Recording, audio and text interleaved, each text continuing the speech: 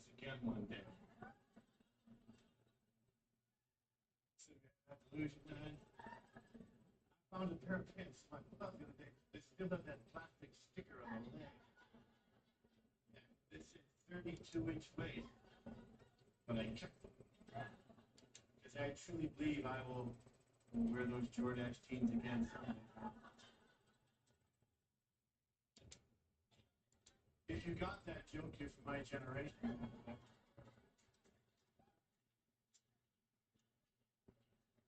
Anybody south of 40s go, what's it, Jordan? Coming after that. I like hanging out with young big men. Makes kids keep you on your toes. They really do. My kids don't snore at me. Here's the thing about kids, man. I wasn't there soon for me. I worked at this cruise ship, right? And I saw by the pool day, this kid was just skipping by. And I used to be nothing and too deep into carrying this. He was just free. And I thought, stripping it would be much nicer work if we skipped instead of work. I would not want that to be my testimony before the Congress of the United States. The language of the 12th Amendment is that simple. Thank you, Judge. Mr. Jacob, I have a question for you. I believe during your deposition before this committee, you said something to the effect of you'd read every word written about the 12th Amendment, the Electoral Count Act, and historical practice. I know in response to the chairman's earlier question, you gave your bottom line conclusion, but can you tell us a little bit about the process that you and your colleagues went through of researching this issue and what conclusion you came to after your thorough research? So, you, as a lawyer who's analyzing a constitutional provision, you start with the constitutional text, you go to structure, you go to history. So we started with the text. We did not think that the text was quite as unambiguous as Judge Ludig indicated.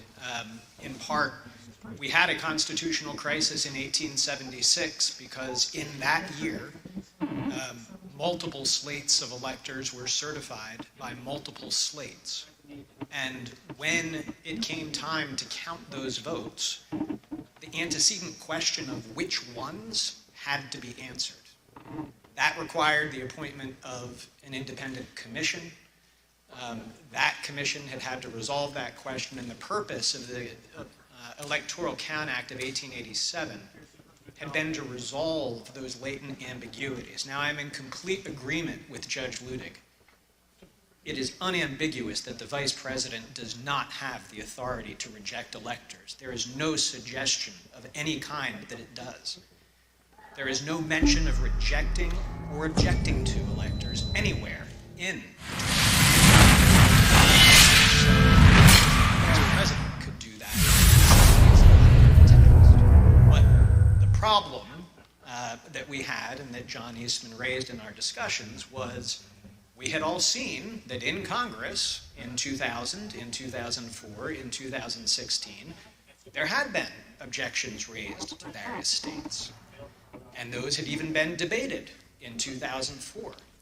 And so here you have an amendment that says nothing about objecting or rejecting, and yet we did have some recent practice of that happening within the terms of the Electoral Count Act. So we started with that text, and I recall in my discussion with the Vice President, he said, I can't wait to go to heaven and meet the framers and tell them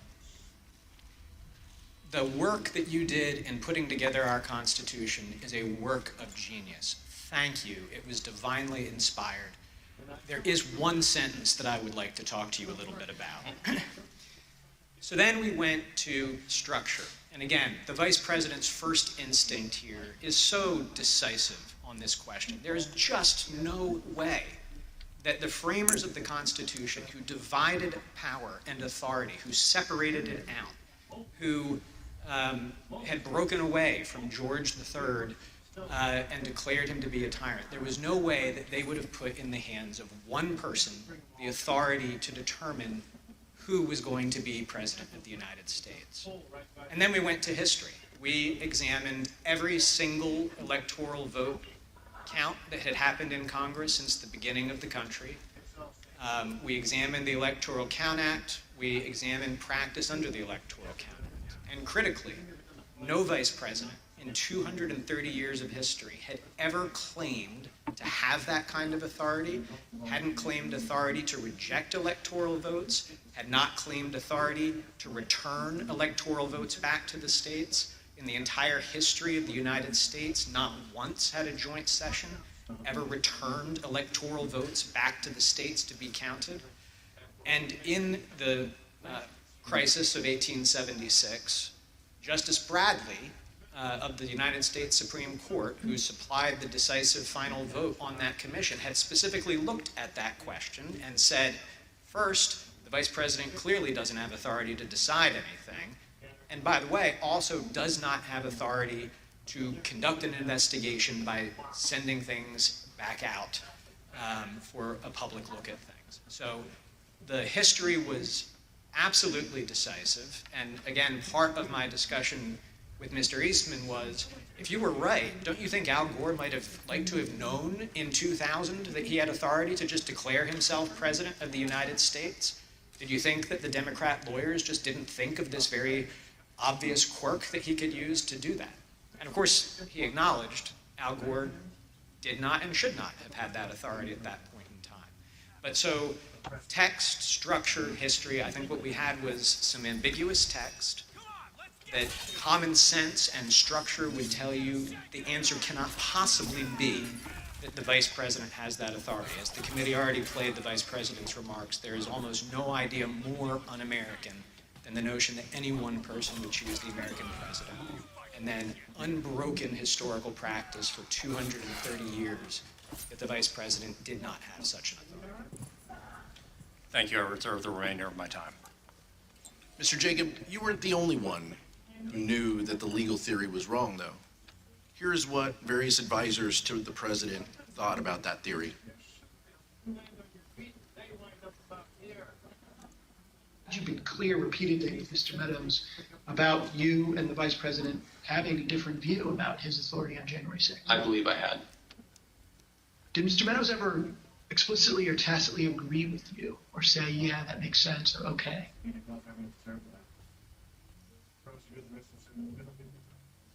I believe that that Mark did agree. What makes you say that? I believe that's what he told me. But as I mentioned, I think Mark had told so many people so many different things that it was not something that that I would necessarily accept as, okay, well, that means that's resolved. I see. Tell me more what he told you on this topic. Well, I think it was that, the vice president doesn't have any broader role. And I think he was understanding of that. So despite the fact that he may have said other things to the president or others, to you, he said he understands the vice president has no role. Yes. Okay. Did he say that to you several times? A couple of times. Before January 6th? Yes. The way it was communicated to me was that Pat Cipollone thought the idea was nutty and had at one point confronted Eastman basically with the same sentiment. Pat expressed his admiration for the vice president's actions on the day of the 6th and said that he concurred with the legal analysis that our team had put together to reach that point. It made no sense to me that in all the protections that were built into the Constitution for a president to get elected and steps that had to be taken, that the power to choose the next president would be sitting with the vice president. Do you know if Mr. Clark or Mr. Morgan, is it Morgan, thought about that, Mr. Eastman's advice? Yeah, they thought he was crazy. Do you know if they ever expressed an opinion on whether they thought the vice president had the power that John Eastman said he did? I know for a fact I've heard both say that his theory was crazy, that there was no validity to it in any way, shape, or form. And did they express that before January 6th? Yes. To whom? I think anyone who would listen. Okay, what were your prior interactions with Eastman? He described for me what he thought the ambiguity was in the statute, and he was walking through it at that time. And I said, hold on a second, I want to understand what you're saying. You're saying that you believe the vice president, acting as president of the Senate, can be the sole decision maker as to, under your theory, who becomes the next president of the United States? And he said, yes. And I said, are you out of your effing mind? Right? And Are you out of your fucking mind? that was pretty blunt. I said, you're completely crazy. I said, you're going to turn around and tell 78 plus million people in this country that your theory is this is how you're going to invalidate their votes because you think election was stolen. And I said, they're not going to tolerate that. I said, you're going to cause riots in the streets. And he said, words to the effect of there's been violence in the history of our country or to protect the democracy or protect the republic.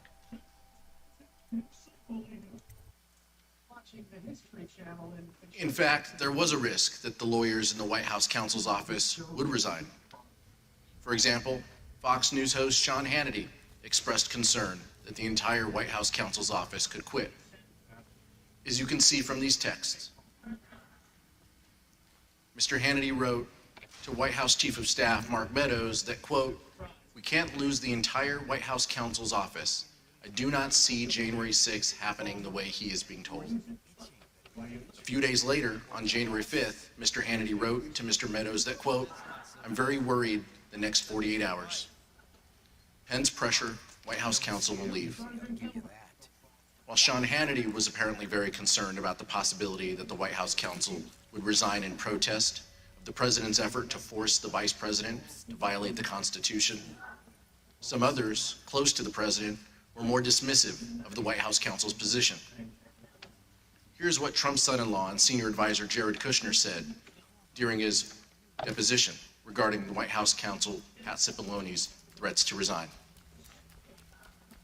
Jared, are you aware of instances where Pat Cipollone threatened to resign? I kind of, like I said, my interest at that time was on trying to get as many pardons done. And I know that, he was always, him and the team were always saying, oh, we're going to resign. We're not going to be here if this happens, if that happens. So I kind of took it up to just be whining, to be honest with you. What a sight you are. The president's own lead outside counsel, Rudy Giuliani, also seemed to concede that the vice president did not have the authority to decide the outcome of the election or send it back to the states. Here's what White House attorney Eric Hirschman said about his call with Mayor Giuliani on the morning of the 6th. The morning of January 6th, I think he called me out of the blue. Right. And I was like getting dressed. And we had an intellectual discussion about Eastman's, I don't know if it's Eastman's theory per se, but the VP's role. And he was asking me my view and analysis and then the practical implications of it. And when we finished, he said, I believe that, you're probably right. I think he thought, when we're done, that it would be something he'd have to consider if he was sitting on the bench. But he'd probably come down in that, you couldn't interpret it or sustain the argument long term. Of course, the fact that Mayor Giuliani seemed to admit that the theory was wrong did not stop him from going before the crowd just a few hours later, on January 6th, and saying the exact opposite. Here's Mayor Giuliani's speech at the Ellipse rally on January 6th. We're here just very briefly to make a very important 2 points. Number one, every single thing that has been outlined as the plan for today is perfectly legal. I have Professor Eastman here with me to say a few words about that. He's one of the preeminent constitutional scholars in the United States. Preeminent constitutional scholar. It is perfectly appropriate, given the questionable constitutionality of the Election Counting Act of 1887, that the Vice President can cast it aside, and he can do what a president called Jefferson did when he was vice president. He can decide on the validity of these crooked ballots, or he can send it back to the legislatures, give them 5 to 10 days to finally finish the work. And here's what Dr. Eastman said in his speech at the Ellipse on January 6th. And all we are demanding of Vice President Pence is this afternoon at 1 o'clock, he let the legislatures of the state look into this so we get to the bottom of it and the American people know whether we have control of the direction of our government or not.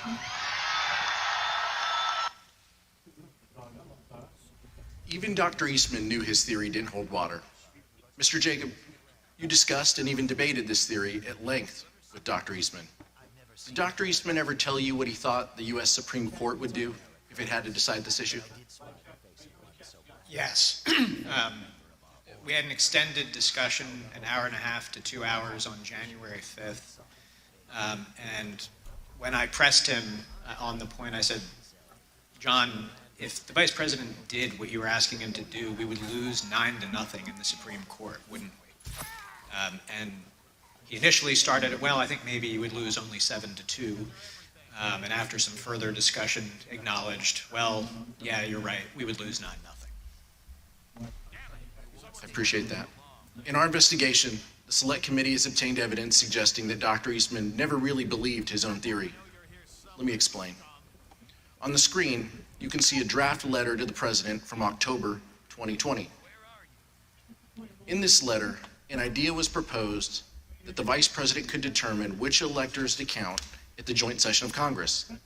But the person writing in blue eviscerates that argument.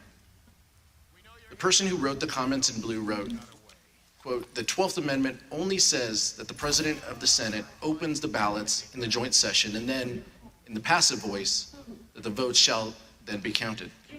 The comments in blue further state, "Nowhere does it suggest that the President of the Senate gets to make the determination on his own." Judge Ludig, does it surprise you that the author of those comments in blue was in fact John Eastman?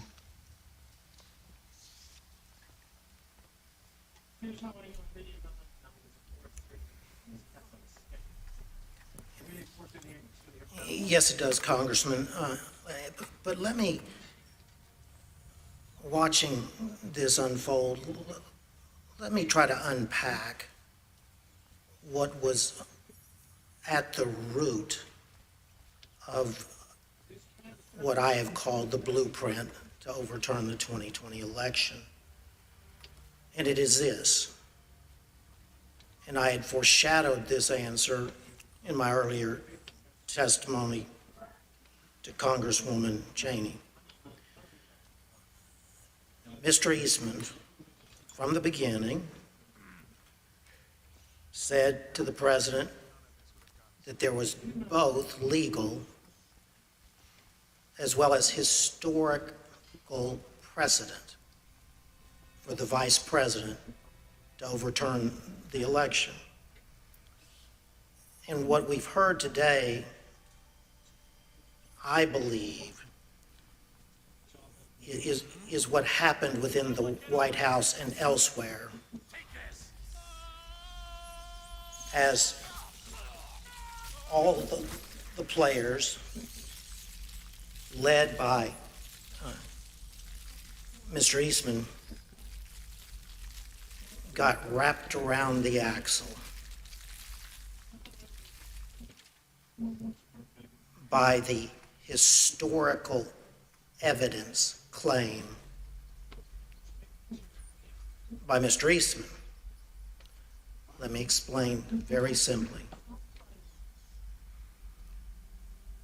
This is what I said would require a digression that I would be glad to undertake if you wished. In short, if I had been advising the Vice President of the United States on January 6th, And even if then Vice President Jefferson and even then Vice President John Adams and even then Vice President Richard Nixon had done exactly what the President of the United States wanted his Vice President to do,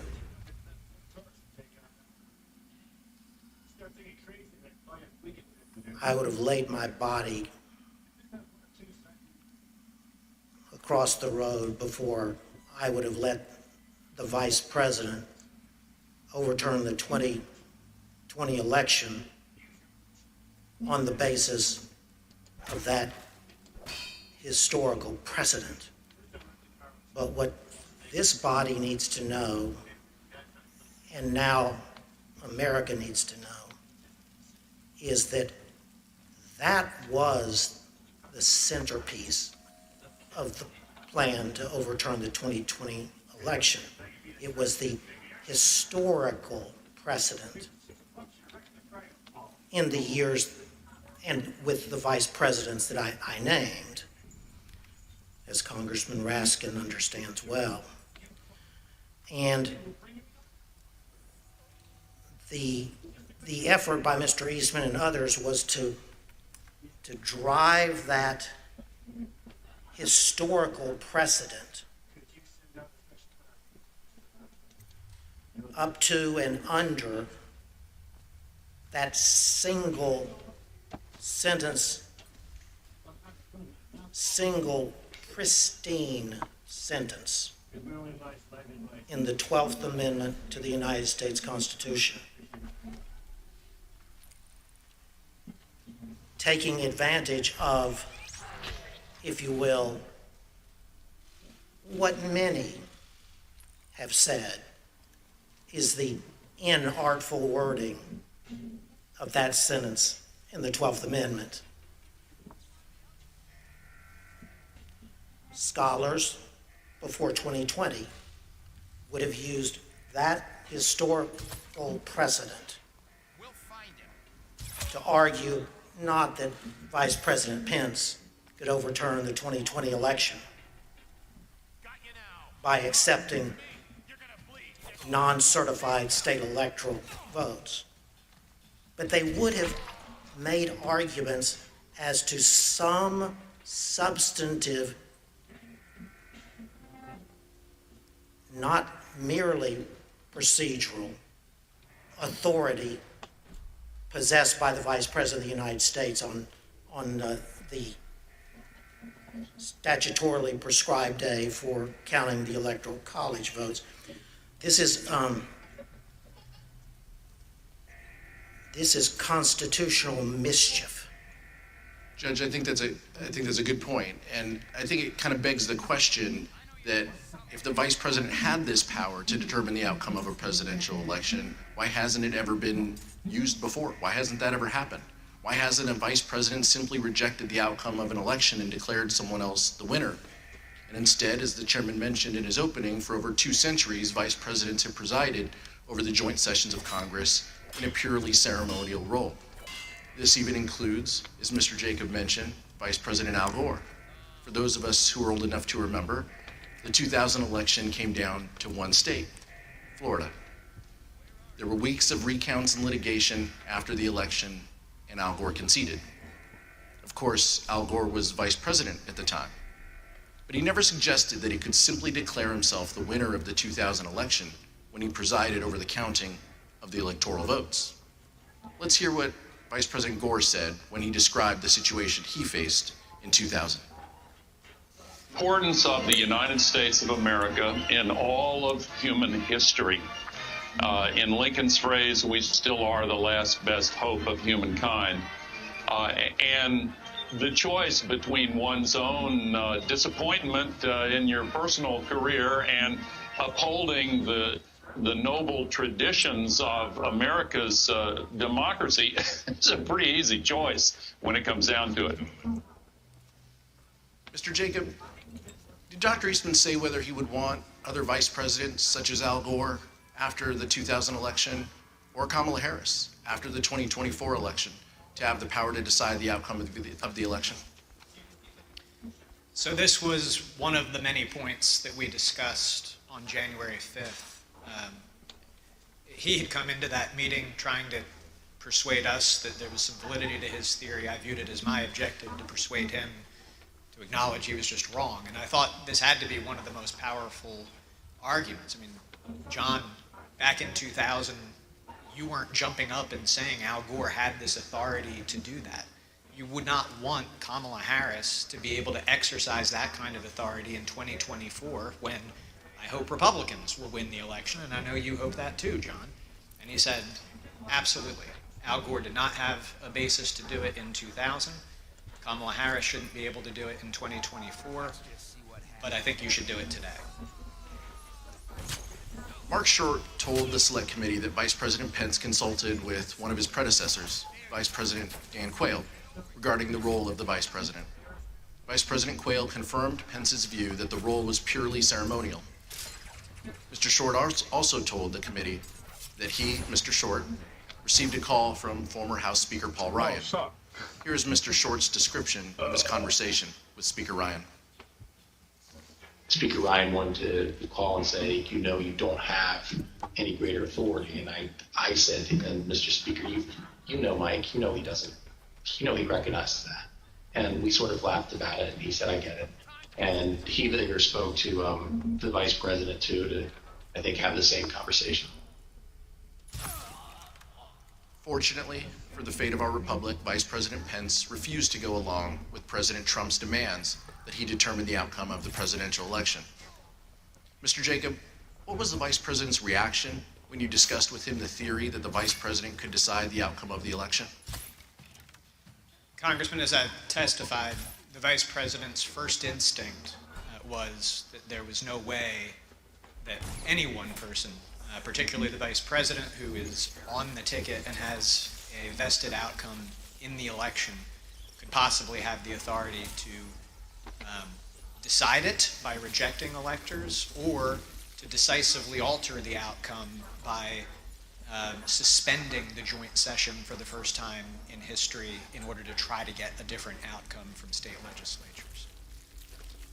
Despite the fact that the Vice President had a strongly held and correct view that he could not decide the outcome of the election, President Trump launched a multi-week campaign of both public and private pressure to get the Vice President Mike Pence to violate the Constitution.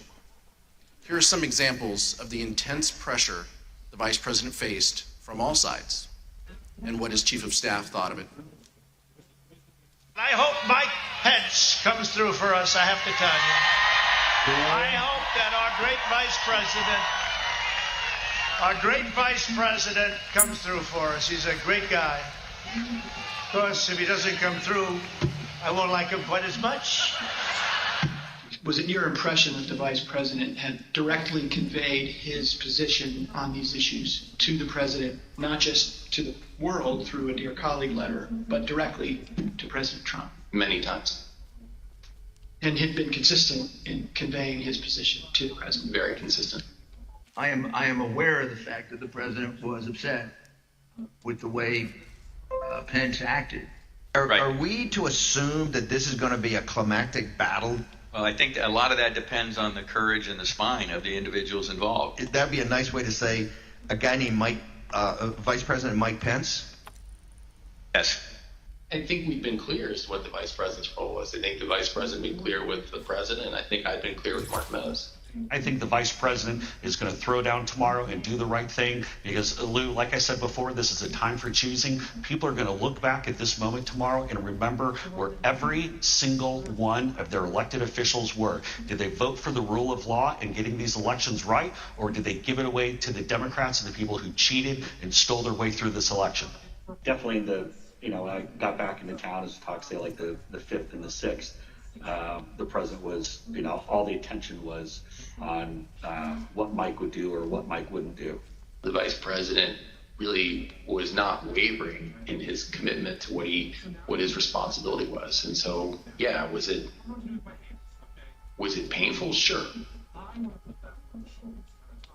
The president's pressure campaign started in December. For example, although the vice president made his views clearly and unmistakably known to the president and others in the White House, on December 23rd, President Trump retweeted a memo from an individual named Ivan Reichlin entitled Operation Pence Card that called on the vice president to refuse the Electoral College votes from certain states that had certified Joe Biden as the winner. President Trump started his pressure campaign in December, but he dialed up the pressure as January 6th approached.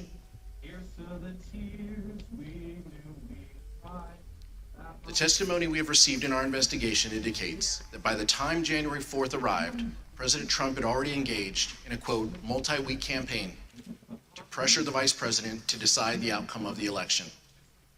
This had included private conversations between the two leaders, Trump's tweets, and at least one meeting with members of Congress.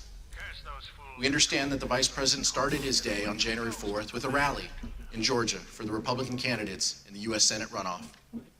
When the vice president returned to Washington, he was summoned to meet with the president regarding the upcoming joint session of Congress.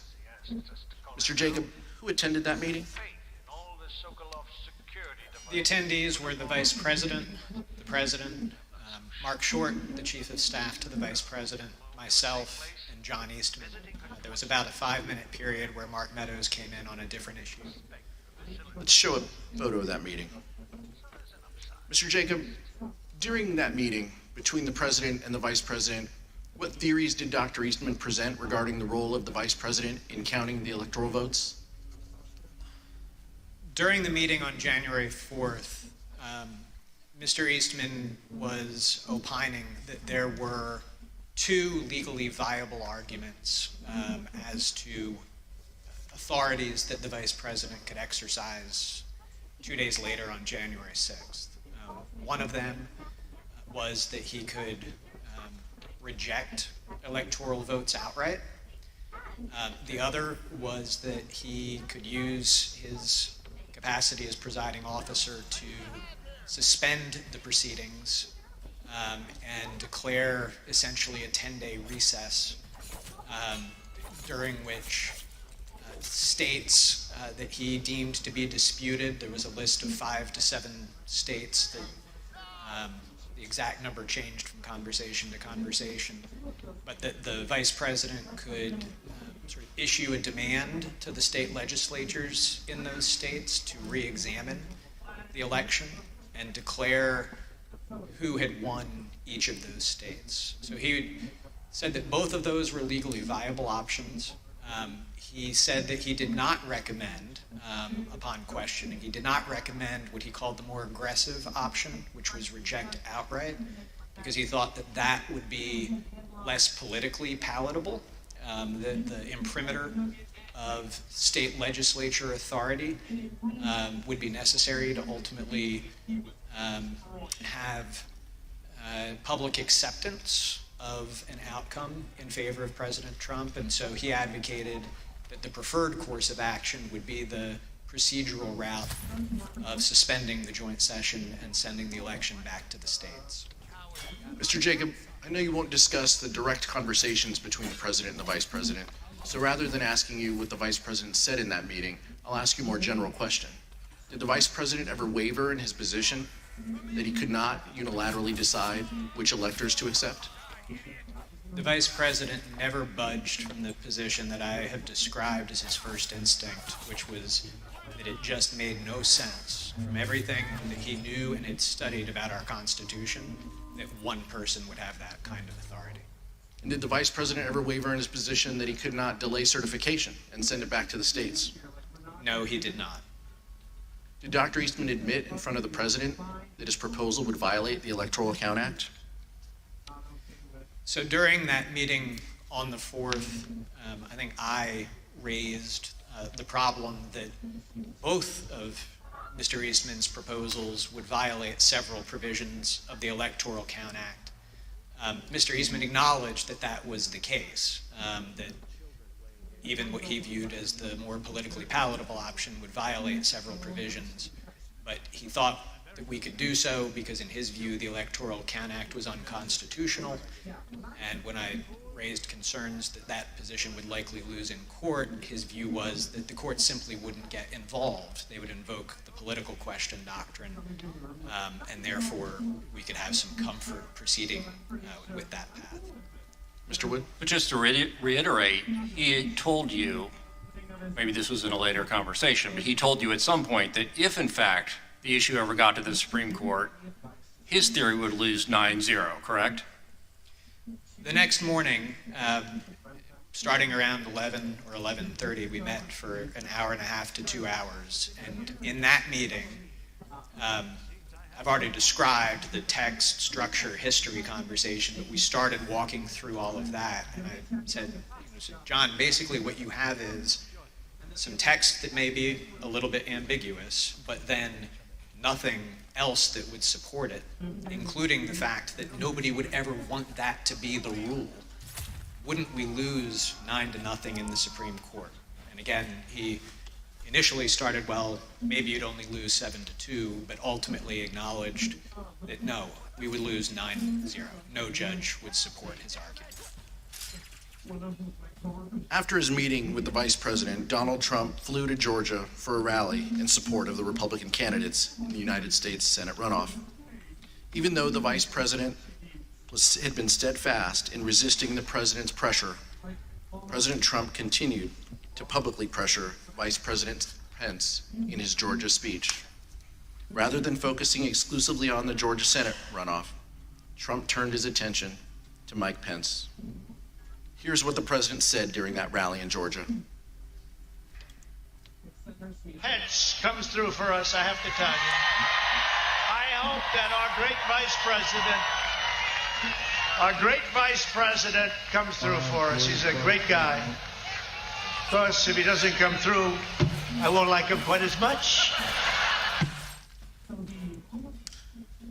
So the president had been told multiple times that the vice president could not affect the outcome of the election, but he nonetheless publicly pressured Mike Pence to do exactly that by saying, quote, if he doesn't come through, I won't like him as much. Let's turn now to January 5th. Mr. Wood? Thank you. That morning, meaning January 5th, the president issued a tweet expressly stating that the vice president had the power to reject electors. Let's look at what the president wrote. Quote, the vice president has the power to reject fraudulently chosen electors. Mr. Jacob, you've already told us about your meeting with Dr. Eastman and the president on January 4th, and you briefly made reference to the meeting you had with Dr. Eastman the next day, January 5th. Can you tell us a little bit more about that meeting with Dr. Eastman on January 5th? For example, where was the meeting? Who was there?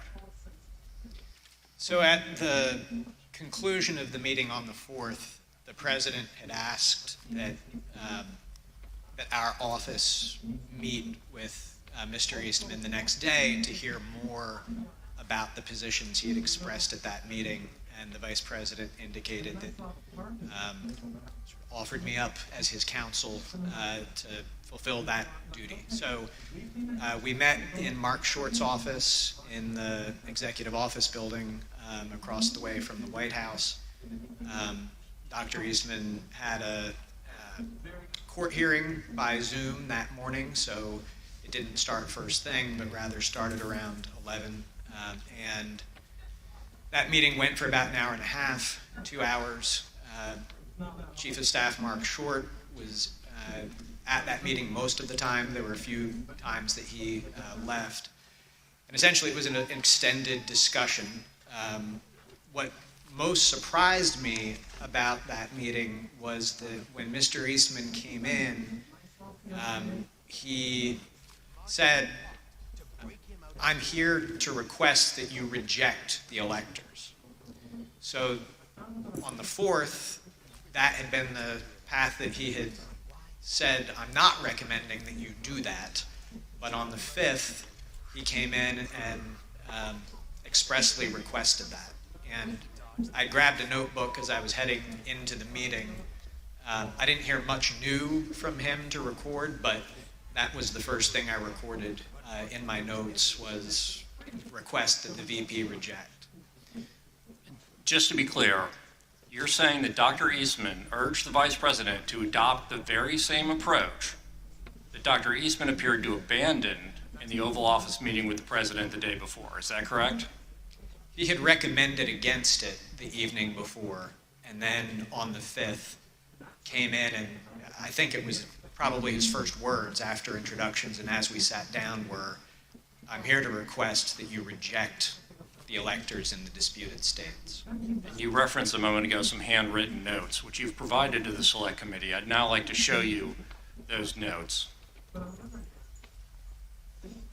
As you can see, you wrote there at the top, the writing's a little bit faint in the copy, but you wrote, "Requesting VP reject."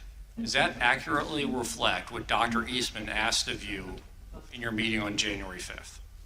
Yes. And what was your reaction when Dr. Eastman said on January 5th that he was there to ask the Vice President of the United States to reject electors at the joint session of Congress? I was surprised because I had viewed it as sort of one of the key concessions that we had secured the night before from Mr. Eastman that that he was not recommending that we do that. So what did you say to him? Well, as I indicated, to some extent it simplified my task because there are more procedural complexities to the send it back to the states point of view, and I actually had spent most of my evening the night before writing a memorandum to the Vice President explaining all of the specific provisions of the Electoral Count Act that plan would violate. So instead, since he was pushing the sort of robust unilateral power theory, I've already walked the committee through the discussions that we had. I started out with our points of commonality, or what I thought were our points of commonality. We're conservatives, we're small government people, we believe in originalism as the means by which we're going to interpret this. And so we walked through the text, we walked through the history, and the committee has shown footage of Mr. Eastman on the stage on the 6th claiming that Jefferson supported his position, and a historical example of Jefferson. In fact, he conceded in that meeting Jefferson did not at all support his position, that in the election of 1800, there had been some small technical defect with the certificate in Georgia. It was absolutely undisputed that Jefferson had won Georgia. Jefferson did not assert that he had any authority to reject electors. He did not assert that he had any authority to resolve any issue during the course of that. And so he acknowledged by the end that there was no historical practice whatsoever that supported his position. He had initially tried to push examples of Jefferson and Adams. He ultimately acknowledged they did not work, as we've covered. He acknowledged it would lose 9-0 in the Supreme Court. He again tried to say, but I don't think the courts will get involved in this. They'll invoke the political question doctrine, and so if the courts stay out of it, that will mean that we'll have the 10 days for the states to weigh in and resolve it, and then they'll send back the Trump slates of electors, and the people will be able to accept that. And I expressed my vociferous disagreement with that point. I did not think that this was a political question.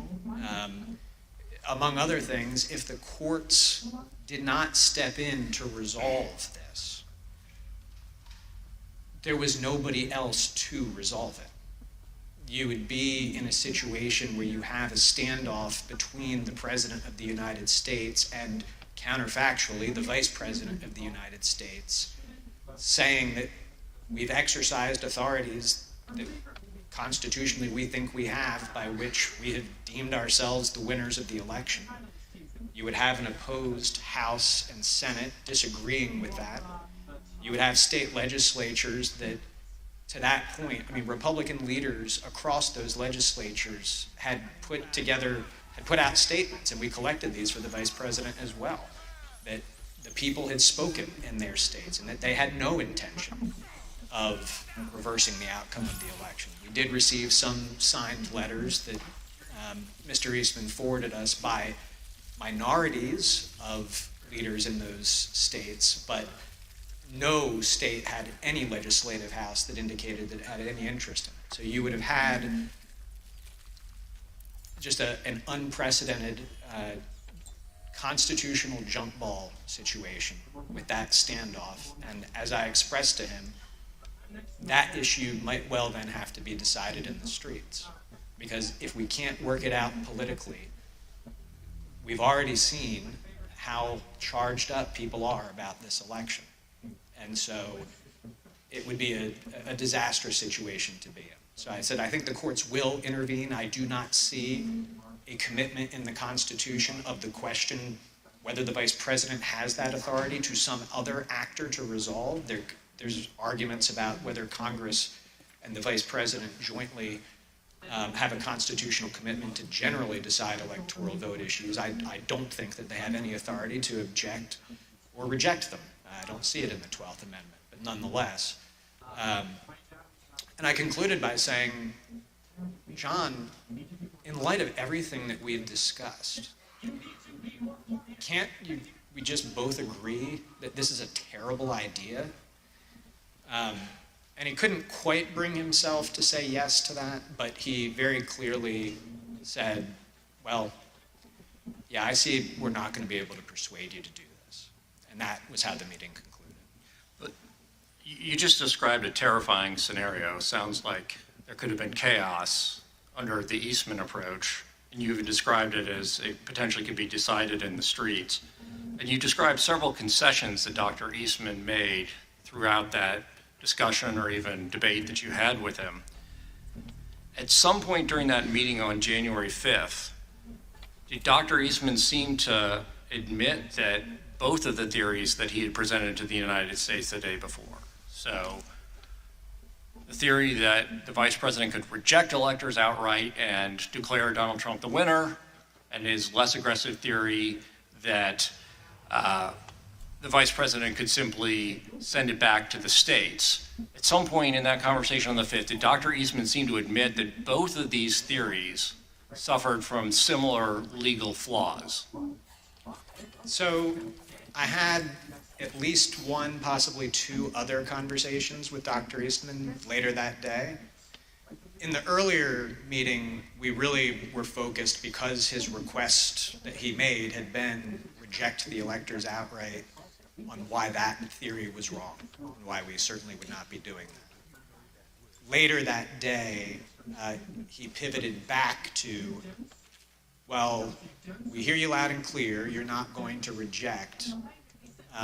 But remember last night, I said that there was this more prudent course where you could just send it back to the states. Would you be willing to do that? And during the course of our discussion about his renewed request that we consider that option, he acknowledged to me, he put it, both Mr. Eastman and myself are graduates of the University of Chicago Law School, and he said, look, as graduates of that august institution, you and I will mutually understand that the underlying legal theory of plenary vice presidential authority is what you have to get there, because this new theory, as I was pointing out to him, or the procedural theory, still violates several provisions of the Electoral Count Act, as he acknowledged.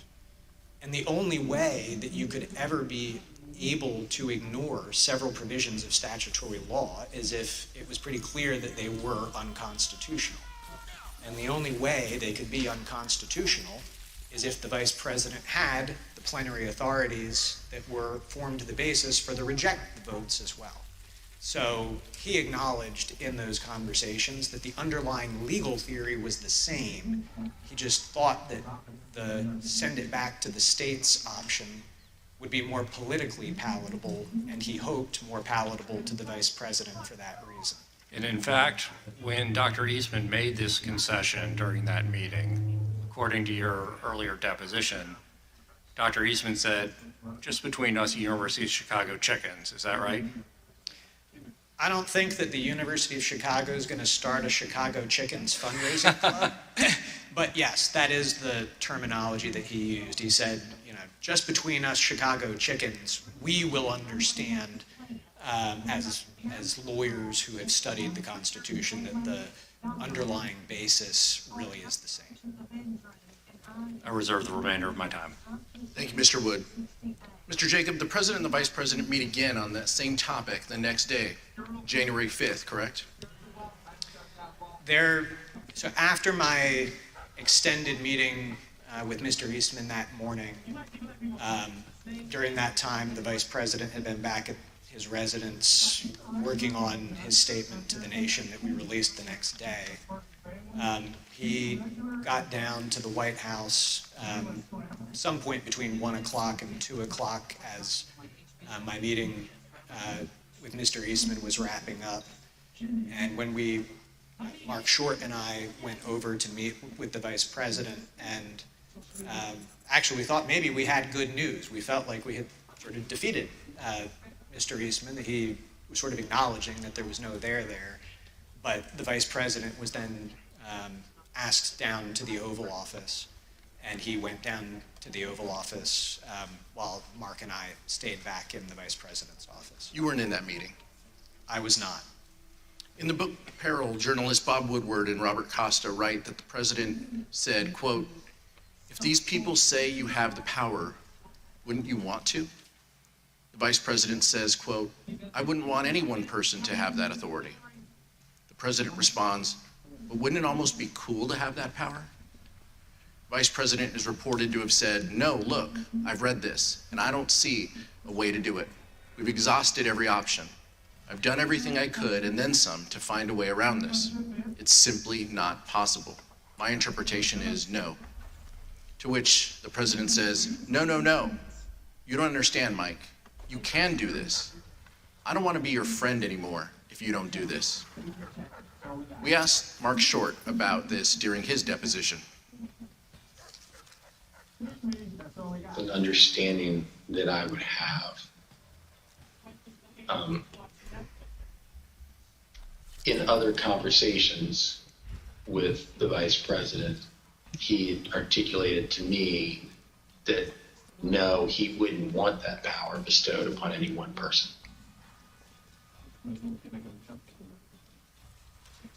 Mr. Jacob, did you, Mr. Short, and the vice president have a call later that day again with the president and Dr. Eastman? So, yes, we did. And what did Dr. Eastman request on that call? On that phone call, which I believe was around 5 o'clock that afternoon,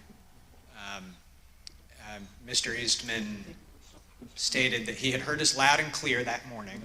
We were not going to be rejecting electors, but would we be open to considering the other course that we had discussed on the 4th, which would be to suspend the joint session and request that state legislatures re-examine certification of the electoral votes. That same day, January 5th, the New York Times ran a story about the disagreement between the president and the vice president about whether the vice president could determine the outcome of the election. Even though the New York Times story was indisputably correct, Donald Trump denied it. Trump issued a statement claiming that the vice president had agreed that he could determine the outcome of the election, despite the fact that the vice president had consistently rejected that position. Let's look at what the president said in his statement. Quote, "The New York Times report regarding comments Vice President Pence supposedly made to me today is fake news. He never said that.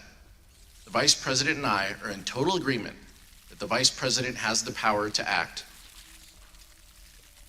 Mr. Jacob, how did the vice president's team react to the statement from the president that the vice president could take an active role in determining the winner of the presidential election?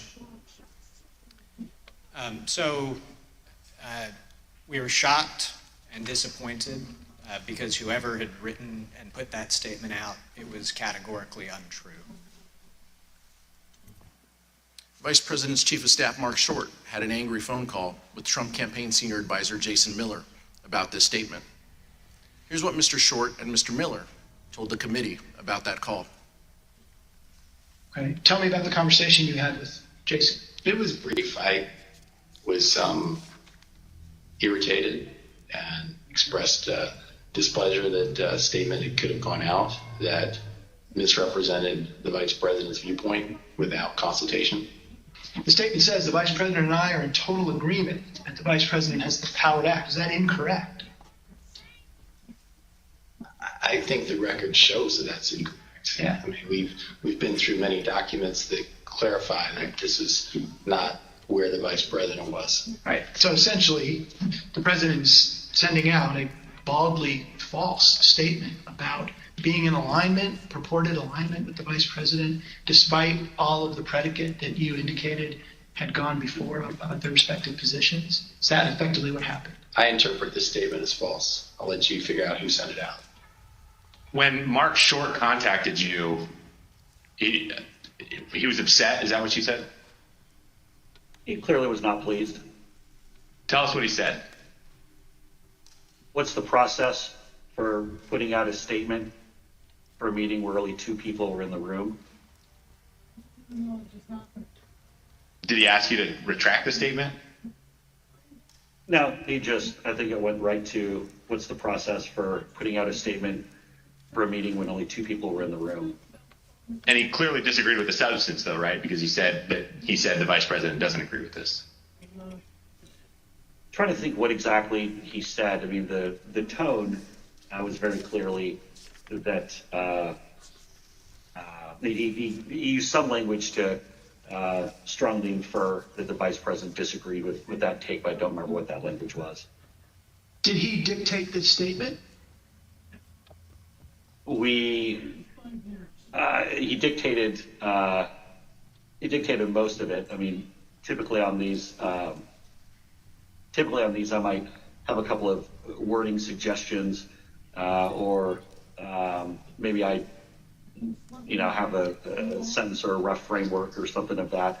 But I know with specificity on this one that it was me and him on the phone talking through it, and ultimately the way this came out was the way that he wanted to. The dispute between the president and the vice president had grown to the point where the vice president's chief of staff, Mark Short, was concerned that the president could, in Mr. Short's words, quote, lash out at the vice president on January 6th. In fact, Mr. Short was so concerned about it that he talked with the head of the vice president's Secret Service detail on January 5th. Here is Mr. Short. Concern was for the vice president's security, and so I wanted to make sure the head of the vice president's Secret Service was aware that that likely, as these disagreements became more public, that the president would lash out in some way. After the recess, we will hear that Mark Short's concerns were justified. The vice president was in danger. Mr. Chairman, I reserve. Pursuant to the order of the committee of today, the chair declares the committee in recess for a period of approximately 10 minutes.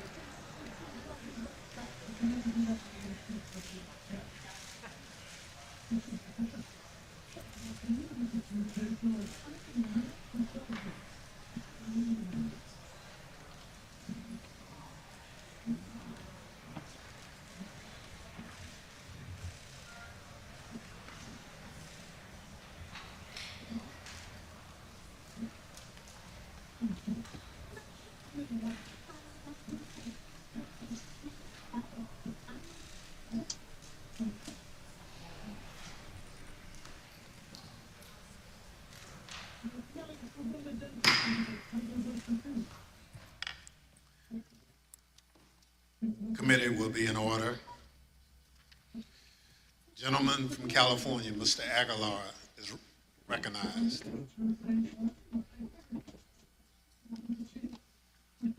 I'd now like to turn to the events of January 6, 2021, which turned out to be a fateful day in our nation's history. Despite the fact that the Vice President consistently told the President that he did not have and would not want the power to decide the outcome of the presidential election, Donald Trump continued to pressure the Vice President, both publicly and privately. As you will hear, things reached a boiling point on January 6th, and the consequences were disastrous. In the middle of the night, on January 5th, into the morning of the 6th, around 1 a.m., President Trump tweeted at the Vice President, meaning that the comments in response to the President's tweet would also show up on the Vice President's Twitter feed.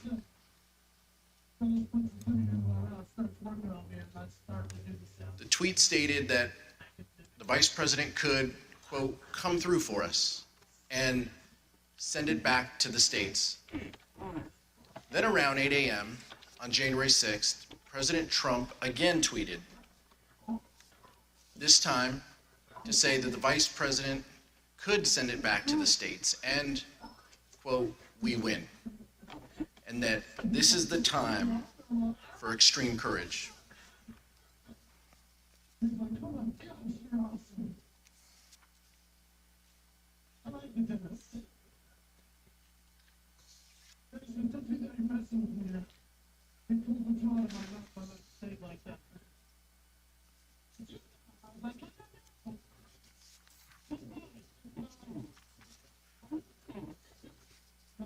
Mr. Short told us during his deposition that the Vice President started a meeting on January 6th in prayer.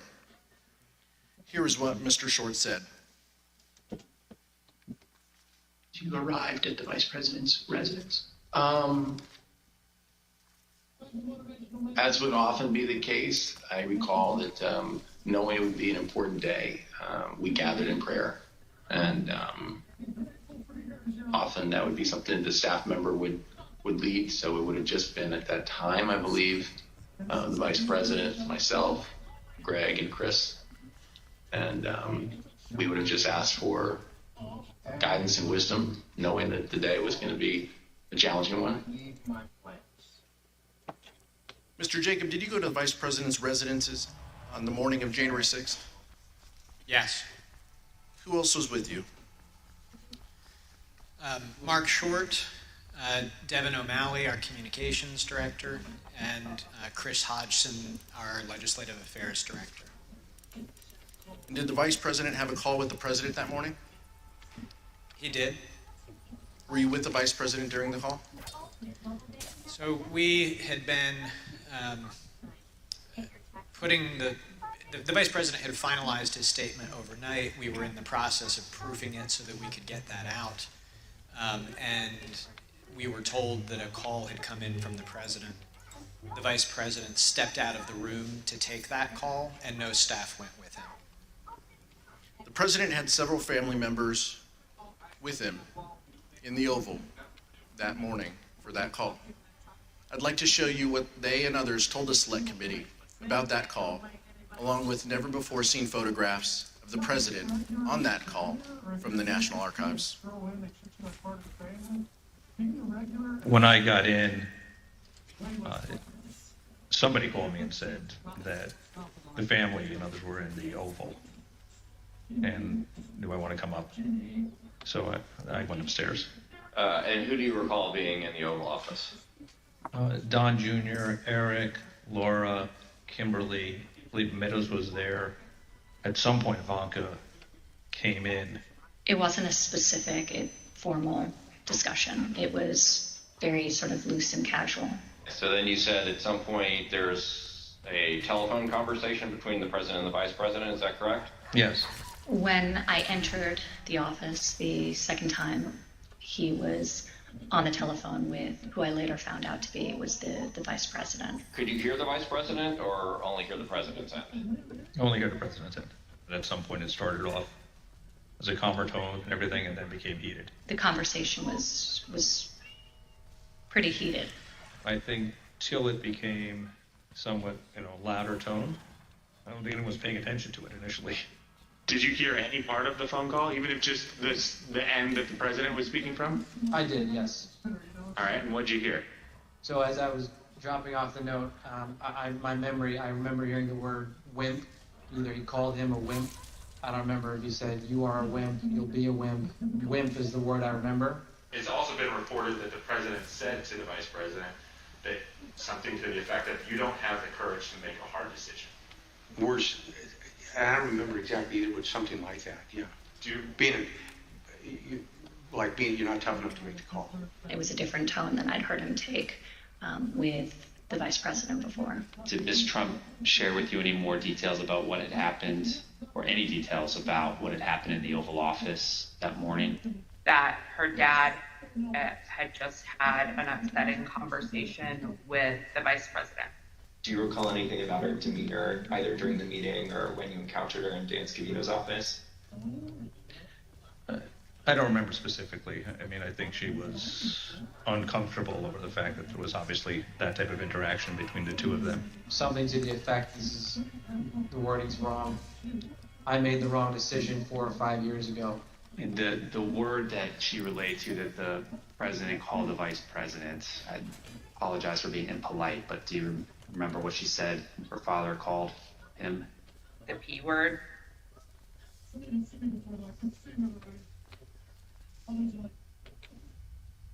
Mr. Jacob, how would you describe the demeanor of the vice president following that call with the president? When he came back into the room, I'd say that he was steely, determined, grim. Of course, the most dangerous part of what Donald Trump did on January 6th was what he did himself. As will be discussed in detail in a future hearing, our investigation found that early drafts of the January 6th ellipse speech prepared for the president included no mention of the vice president. But the president revised it to include criticism of the vice president and then further ad-libbed. Here is what the president said on January 6th after his call with Vice President Pence. I hope Mike is going to do the right thing. I hope so. I hope so. Because if Mike Pence does the right thing, we win the election. All Vice President Pence has to do is send it back to the states to recertify. And we become president, and you are the happiest people.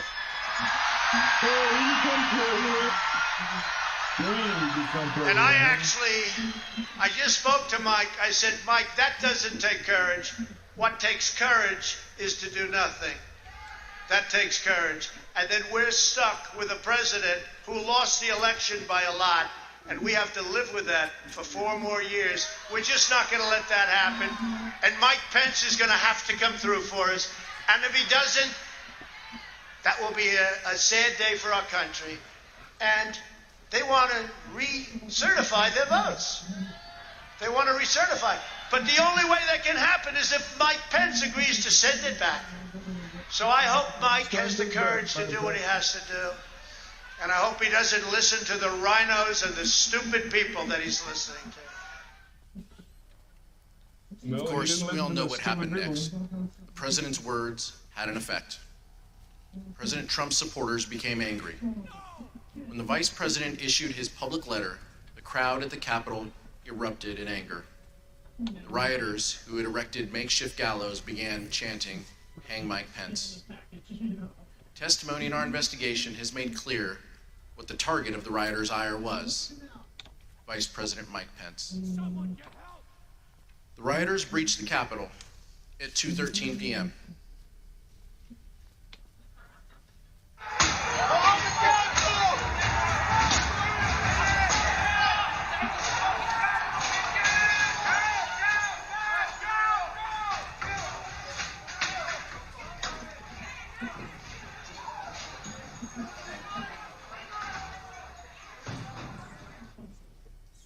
Now let's take a look at what was going on at the White House at this time.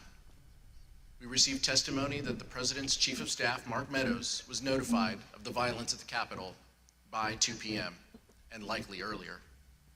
The testimony further establishes that Mr. Meadows quickly informed the president and that he did so before the president issued his 2:24 p.m. tweet criticizing Vice President Pence for not having, quote, courage to do what needed to be done. Here is what the president wrote in his 2:24 p.m. tweet while the violence at the Capitol was going on. And here is what the rioters thought. Nothing but a traitor, and he deserves to burn with the rest of them. So it's all escalated after Pence. What happened to Pence? Pence didn't do what we wanted. Pence voted against Trump. Okay, and that's when all this started? Yep, that's when we marched on the Capitol. We've been shot at with rubber bullets, tear gas. We just heard that Mike Pence is not going to reject any fraudulent elector votes. That's right.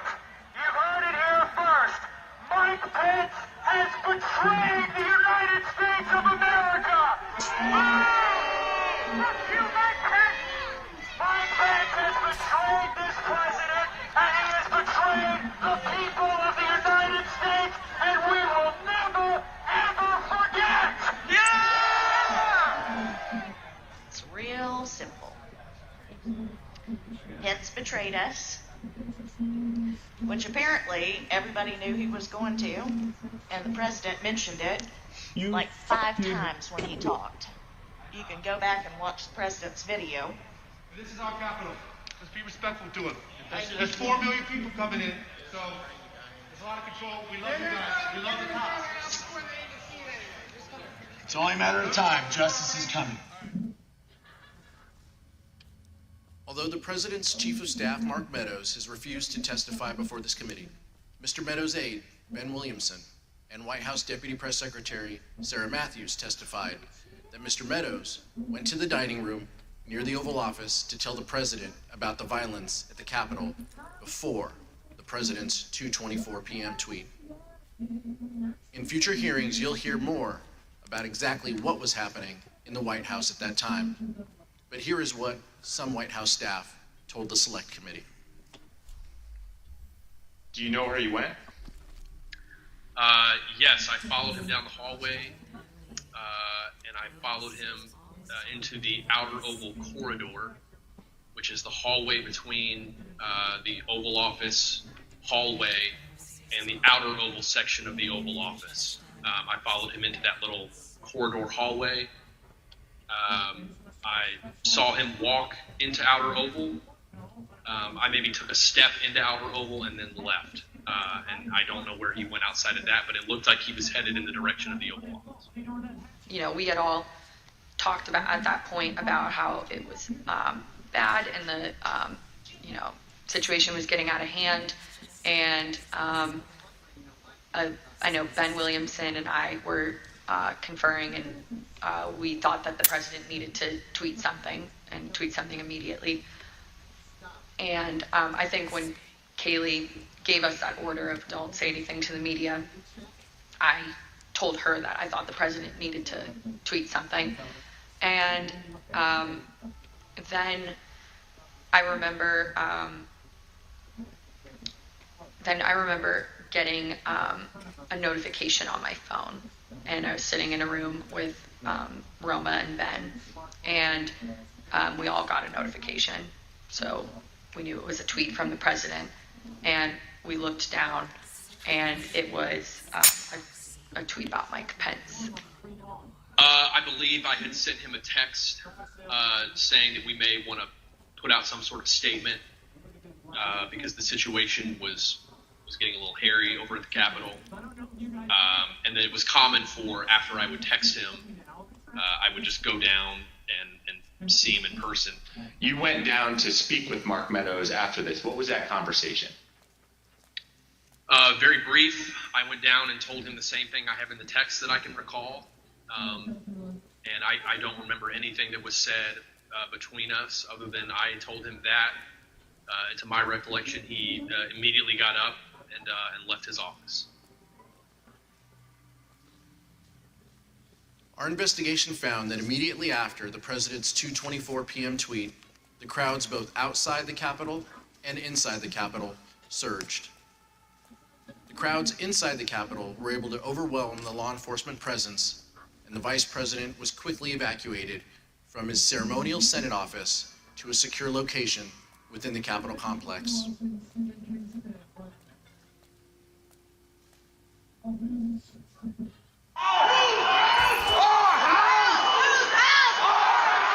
By 2:24 p.m., the Secret Service had moved Vice President Pence from the Senate chamber to his office across the hall.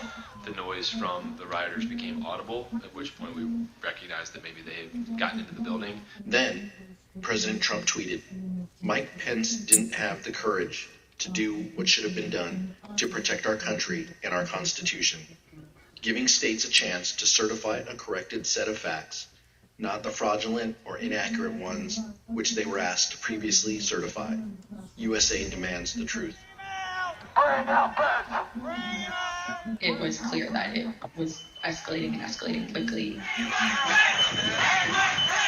So then when that tweet, the Mike Pence tweet, was sent out, I remember us saying that that was the last thing that needed to be tweeted at that moment. The situation was already bad, and so it felt like he was pouring gasoline on the fire by tweeting that.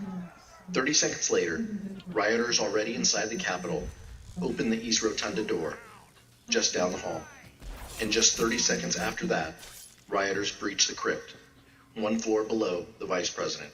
The Secret Service couldn't control the situation and do their job of keeping him safe. At 2:26 p.m., Secret Service rushed Vice President Pence down the stairs. I think they've been trying to figure out whether they had a clear route to get us to where it was that they wanted to move us to. We moved pretty quickly down the stairs and through various hallways and tunnels to the secure location. Upon arriving there was further discussion as to whether or not we were going to leave the Capitol complex or stay where we were. Vice President Pence and his team ultimately were led to a secure location, where they stayed for the next 4.5 hours, barely missing rioters a few feet away. Approximately 40 feet. That's all there was. 40 feet between the Vice President and the mob. Mr. Jacob, you were there, seeing that for the first time. Does it surprise you to see how close the mob was to the evacuation route that you took? The 40 feet is the distance from me to you, roughly. I could hear the din of the rioters in the building while we moved, but I don't think I was aware that they were as close as that. Make no mistake about the fact that the Vice President's life was in danger. A recent court filing by the Department of Justice explains that a confidential informant from the Proud Boys told the FBI the Proud Boys would have killed Mike Pence if given a chance. This witness, whom the FBI affidavit refers to as W1, stated that other members of the group talked about things they did that day, and they said that anyone they got their hands on, they would have killed, including Nancy Pelosi. W1 further stated that members of the Proud Boys said that they would have killed Mike Pence if given a chance. We understand that congressional leaders and others were evacuated from the Capitol complex during the attack. We'd like to show you what happened after the Vice President was evacuated from the Senate.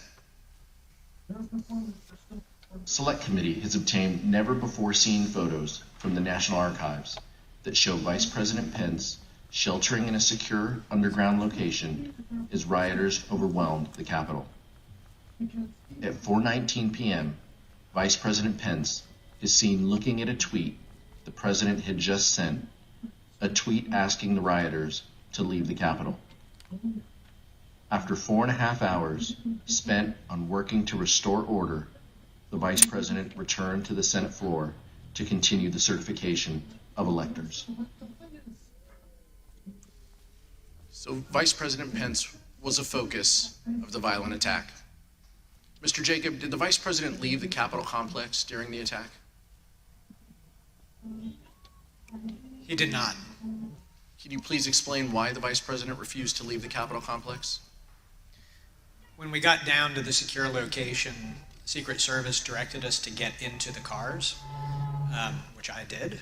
And then I noticed that the vice president had not. So I got out of the car that I had gotten into, and I understood that the vice president had refused to get into the car. The head of his Secret Service detail, Tim, had said, "I assure you we're not going to drive out of the building without your permission." And the vice president had said something to the effect of, "Tim, I know you, I trust you, but you're not the one behind the wheel." And the vice president did not want to take any chance that the world would see the vice president of the United States fleeing the United States Capitol. He was determined that we would complete the work that we had set out to do that day, that it was his constitutional duty to see through, and that the rioters who had breached the Capitol would not have the satisfaction of disrupting the proceedings beyond the day on which they were supposed to be completed. Let me see if I understand this right. You were told to get in the cars, and how many of the vice president's staff got in the cars while he did not? Most of us. During our investigation, we received testimony that while the vice president was in a secure location within the Capitol complex, he continued the business of government. We understand that the vice president reached out to congressional leaders, like the acting Secretary of Defense and others, to check on their safety and to address the growing crisis. In addition, the vice president's chief of staff, Mark Short, made several calls to senior government officials. Here's Mr. Short's testimony regarding his call with Representative Kevin McCarthy. He indicated that he had had some conversation. I don't recall whether it was with the president or with somebody at the White House, but I think he'd expressed frustration that not taking the circumstance as seriously as they should in that moment. So Mr. McCarthy indicated he'd been in touch with someone at the White House, and he conveyed to you that they weren't taking this as seriously as they should. You have to answer yes or no. Yes. Okay. While the vice president made several calls to check on the safety of others, it was his own life that was in great danger. Mr. Jacob, did Donald Trump ever call the vice president to check on his safety? He did not. Mr. Jacob, how did Vice President Pence and Mrs. Pence react to that? With frustration. Mr. Jacob, immediately before you and the Vice President were evacuated to a secure location within the Capitol, you hit send on an email to John Eastman explaining why his legal theory about the Vice President's role was wrong. You ended your email by stating that, quote, "Thanks to your bullshit, we are now under siege." We'll take a look at that email. Dr. Eastman replied, and this is hard to believe, but his reply back to you was, "The siege is because you and your boss," presumably referring to the Vice President of the United States, "did not do what was necessary to allow this to be aired in a public way so the American people can see for themselves what happened." Mr. Jacob, later that day you wrote again to Dr. Eastman. Let's show that email on the screen. In that email, you wrote, and I quote, "Did you advise the president that in your professional judgment, the vice president does not have the power to decide things unilaterally?" And you ended that email saying, "It does not appear that the president ever got the memo." Dr. Eastman then replied, "He's been so advised." And he ends his email with, quote, "But you know him. Once he gets something in his head, it's hard to get him to change course," close quote. Mr. Jacob, when Dr. Eastman wrote, "Once he gets something in his head, it's hard to get him to change course," did you understand the he in that email to refer to the President of the United States? I did. And Mr. Jacob, did you hear from Dr. Eastman further after the riot had been quelled? And if so, what did he ask? Late that evening, after the joint session had been reconvened, the vice president had given a statement to the nation saying that violence was not going to win, freedom wins, and that the people were going to get back to doing their work. Later that evening, Mr. Eastman emailed me to point out that, in his view, the Vice President's speech to the nation violated the Electoral Count Act, that the Electoral Count Act had been violated because the debate on Arizona had not been completed in 2 hours. Of course, it couldn't be since there was an intervening riot of several hours. And that the speeches that the majority and minority leaders had been allowed to make also violated the Electoral Count Act because they hadn't been counted against the debate time.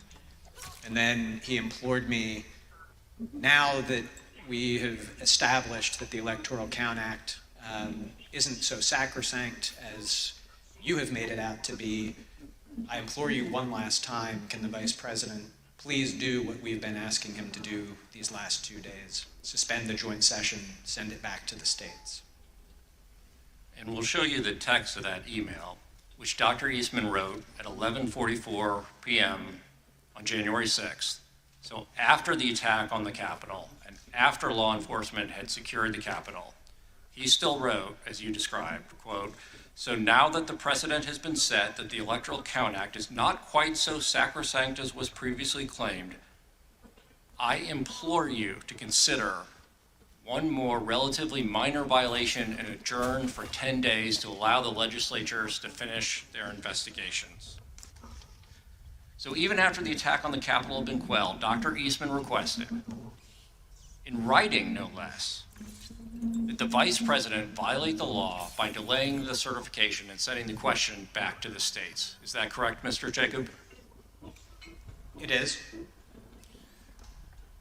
Did you eventually share Dr. Eastman's proposal with Vice President Pence? Not right at that time, because the Vice President was completing the work that it was his duty to do. But a day or two later, back at the White House, I did show him that final email from Mr. Eastman. And what was Vice President Pence's reaction when you showed him the email where Dr. Eastman, after the attack on the Capitol, still asked that the Vice President delay certification and send it back to the states? He said, "That's rubber room stuff." I'm sorry, Mr. Wood. He said it's rubber room stuff? Yes, Congressman. What did you interpret that to mean? I understood it to mean that after having seen play out what happens when you convince people that there is a decision to be made in the Capitol legitimately about who is to be the president and the consequences of that, that he was still pushing us to do what he had been asking us to do for the previous 2 days, that was certifiably crazy. We know that the Vice President did not do what Dr. Eastman requested because he presided over the completion of the counting of electoral votes late in that evening. The number of electors appointed to vote for President of the United States is 538. Within that whole number, a majority is 270. The votes for President of the United States are as follows. Joseph R. Biden, Jr. of the state of Delaware has received 306 votes. Donald J. Trump of the state of Florida has received 232 votes.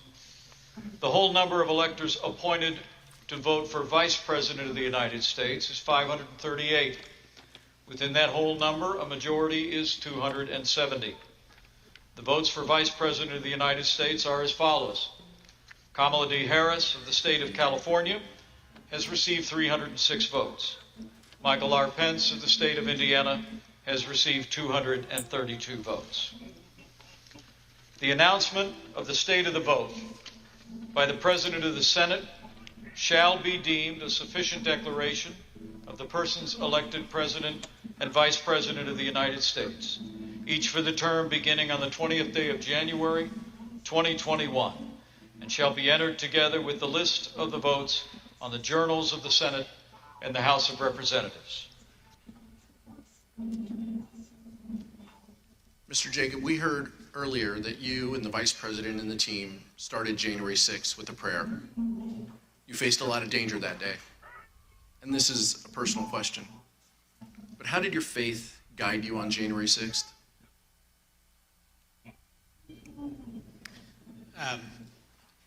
My faith really sustained me through it. I, down in the secure location, pulled out my Bible, read through it, and just took great comfort. Daniel 6 was where I went, and in Daniel 6, Daniel has become the second in command of Babylon, a pagan nation, but he completely faithfully serves. He refuses an order from the king that he cannot follow, and he does his duty consistent with his oath to God. And I felt that that's what had played out that day. It spoke to you. Yes.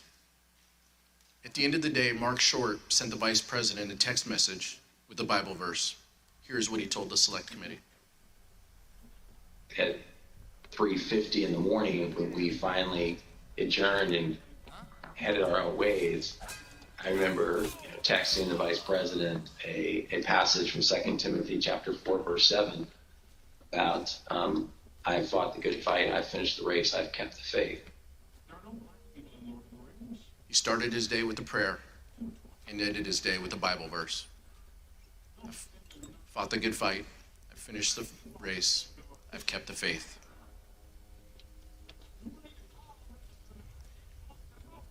White House attorney Eric Hirschman testified that the next day, January 7th, he received a call from Dr. Eastman.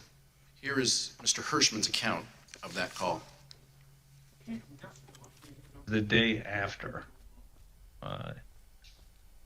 Eastman, I don't remember why he called me, and he texted me or called me, wanted to talk with me, and he said he couldn't reach others. And he started to ask me about something dealing with Georgia and preserving something potentially for appeal. And I said to him, are you out of your effing mind? I said, I only want to hear two words coming out of your mouth from now on. Orderly transition. And I screamed and said, I don't want to hear any other effing words coming out of your mouth, no matter what, other than orderly transition. Repeat those words to me. And I screamed, and eventually he said, orderly transition. I said, good, John. Now I'm going to give you the best free legal advice you're ever getting in your life. Get a great effing criminal defense lawyer. You're going to need it. And then I hung up on him. In fact, just a few days later, Dr. Eastman emailed Rudy Giuliani and requested that he be included on a list of potential recipients of a presidential pardon. Dr. Eastman's email stated, quote, I've decided that I should be on the pardon list, if that is still in the works. Dr. Eastman did not receive his presidential pardon. So let's see what Dr. Eastman did as a result when he was deposed by this committee. I assert my Fifth Amendment right against being compelled to be a witness against myself.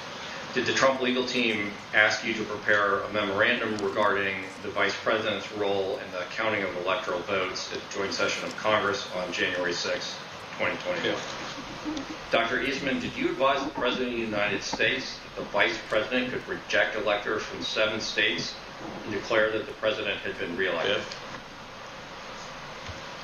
Dr. Eastman, the first sentence of the memo starts off by saying 7 states have transmitted dual slates of electors to the President of the Senate. Is that statement in this memo true? Yeah. Did President Trump authorize you to discuss publicly your January 4th, 2021 conversation with him? Yeah.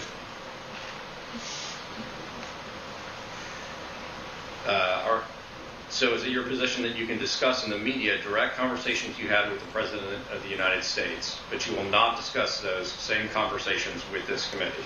Yes. Dr. Eastman pled the fifth 100 times. Finally, let's hear from a federal court judge, the only one to date who has opined on whether the president was involved in criminal activity. Page 36 of Judge Carter's ruling says, quote, based on the evidence, the court finds it more likely than not that President Trump corruptly attempted to obstruct the joint session of Congress on January 6, 2021. Page 40 of the ruling says, quote, based on the evidence, the court finds that it is more likely than not that President Trump and Dr. Eastman dishonestly conspired to obstruct the joint session of Congress on January 6, 2021. In page 44, Dr. Eastman and President Trump launched a campaign to overturn a democratic election, an action unprecedented in American history. Their campaign was not confined to the ivory tower. It was a coup in search of a legal theory. A coup in search of a legal theory. Mr. Jacob, what would have happened to our democracy if Vice President Pence had gone along with this plan and certified Donald Trump as the winner of the 2020 election? So there would have been short-term and long-term effects.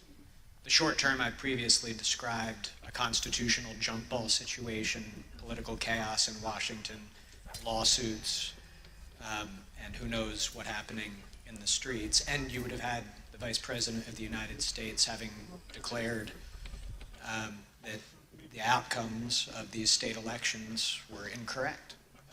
So for all of those reasons, there would have been significant short-term consequences. But in the long term, we would have established a situation where a vice president would have asserted that one person could have the authority to determine the outcome of an election, which is antithetical to everything in our democracy. It's antithetical to the rule of law. And so it would have been significant impacts, both in the short and the long term. Judge Ludig, in the statement you released earlier today, you wrote that the efforts by President Trump to overturn the 2020 election were, quote, the most reckless, insidious, and calamitous failures in both legal and political judgment in American history. What did you mean by that?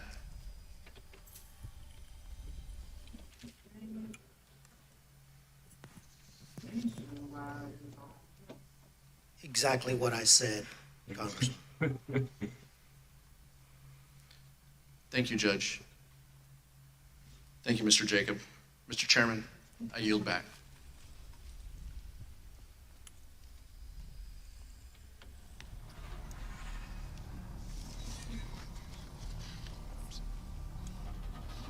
Gentlemen, I'm sorry. Sorry, Mr. Chairman, I want that back.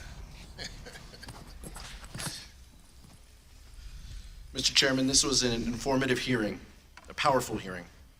I'm grateful for your leadership and the leadership of the distinguished Vice Chair.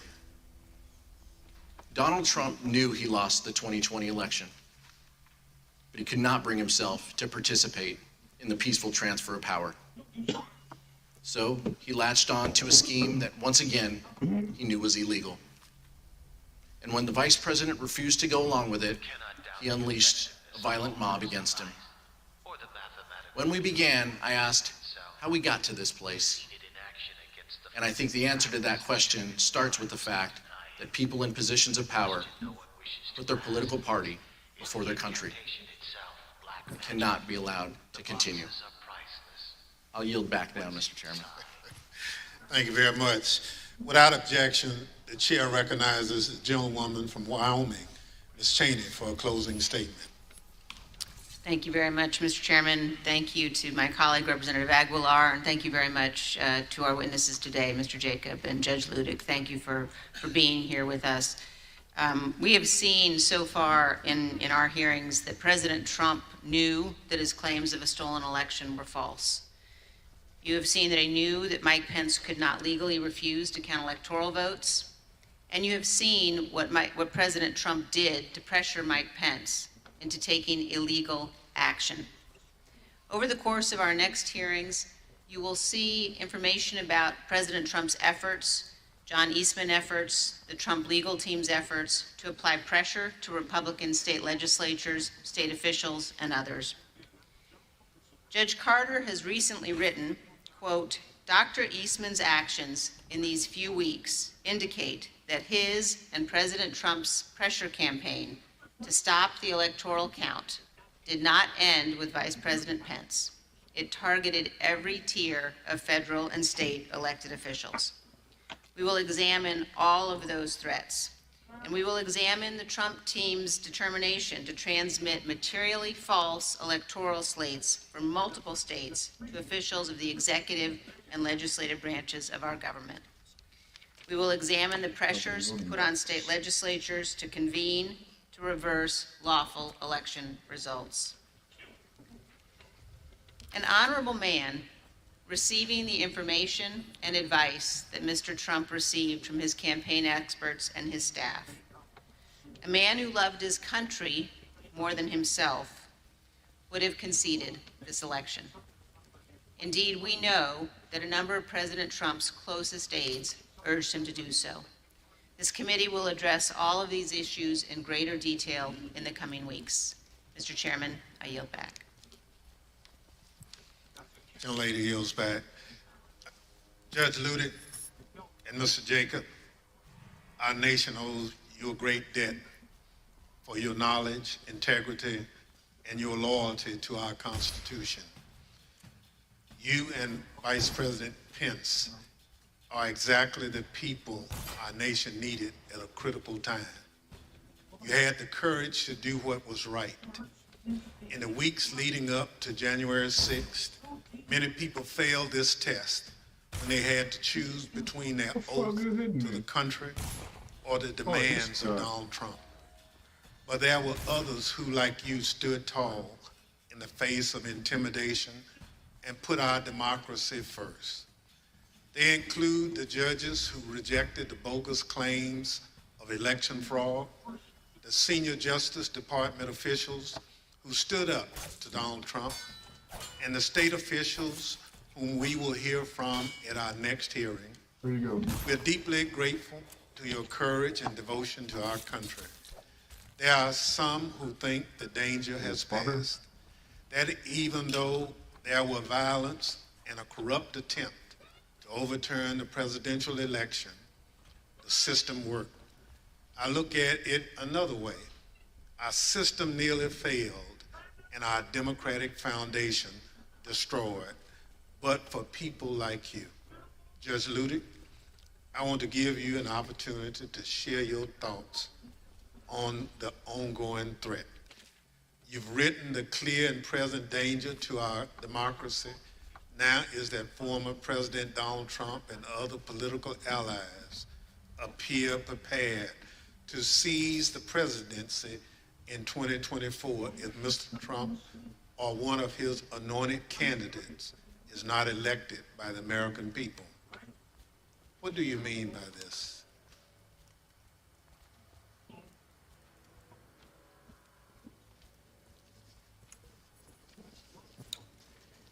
Mr. Chairman, I'm honored beyond words by your words. I was honored on January 6, 2021. Then also honored beyond words to have been able to come to the aid of Vice President Mike Pence.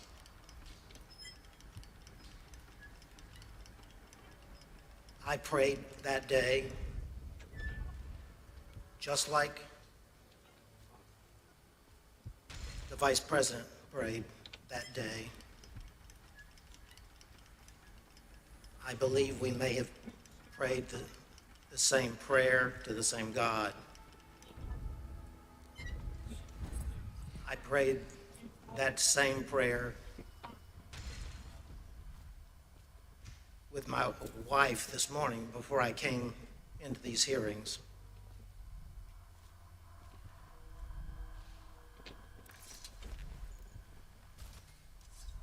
I have written, as you said, Chairman Thompson, that today, almost 2 years after that fateful day in January 2021, that still Donald Trump and his allies and supporters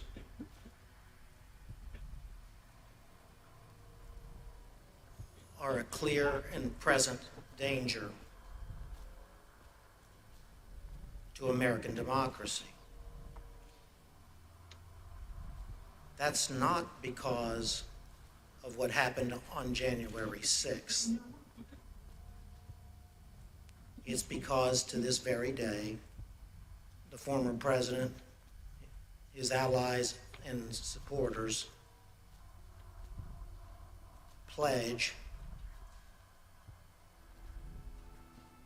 that in the presidential election of 2024, if the former president or his anointed successor as the Republican Party presidential candidate were to lose that election, that they would attempt to overturn that 2024 election in the same way that they attempted to overturn the 2020 election, but succeed in 2024 where they failed in 2020. I don't speak those words lightly. I would have never spoken those words ever in my life,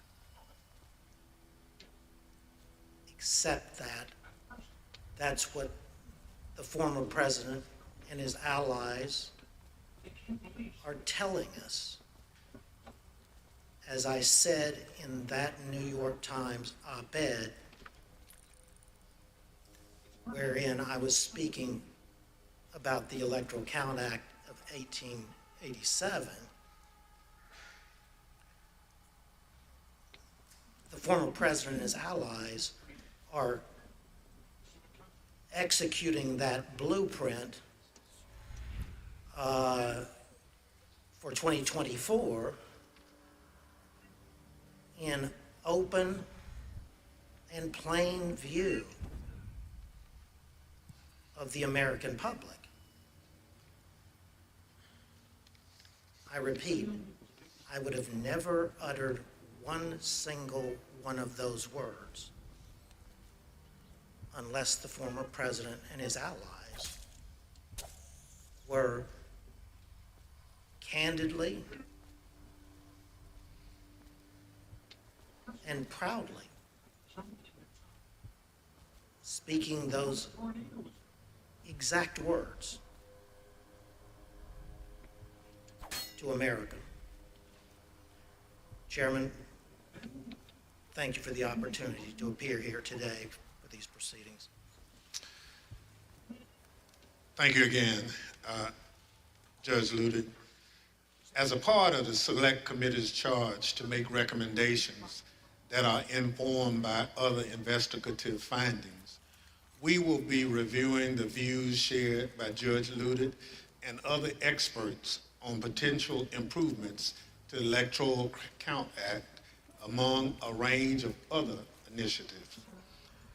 I know the information we presented over the last week is shocking.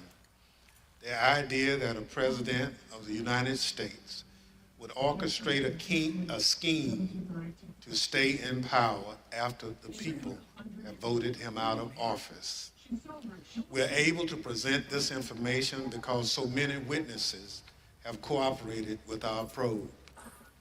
But the fact is, there are more people with direct knowledge, with evidence germane to our investigation. I ask those who might be on the fence about cooperating to reach out to us. The committee's website address is being displayed behind me, january6.house.gov. There you can view the evidence we presented in our hearings and find a tip line to submit any information you might think would be helpful for our investigation. And despite how you might not think it's important, send us what you think. And I thank those who sent us evidence for their bravery and patriotism. Without objections, members will be permitted 10 business days to submit statements for the record, including opening remarks and additional questions for the witnesses. The chair requests those in the hearing room remain seated until the Capitol Police have escorted members from the room. Without objection, the committee stands adjourned.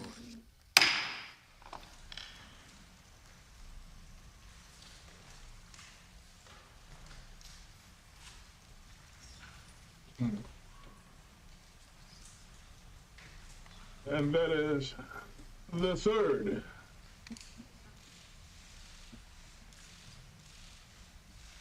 Coming up, the fourth hearing. Let's see how many people we can kill this time.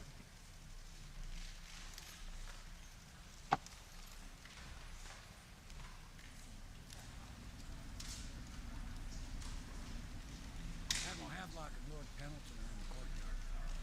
I expect they'll want to congratulate you.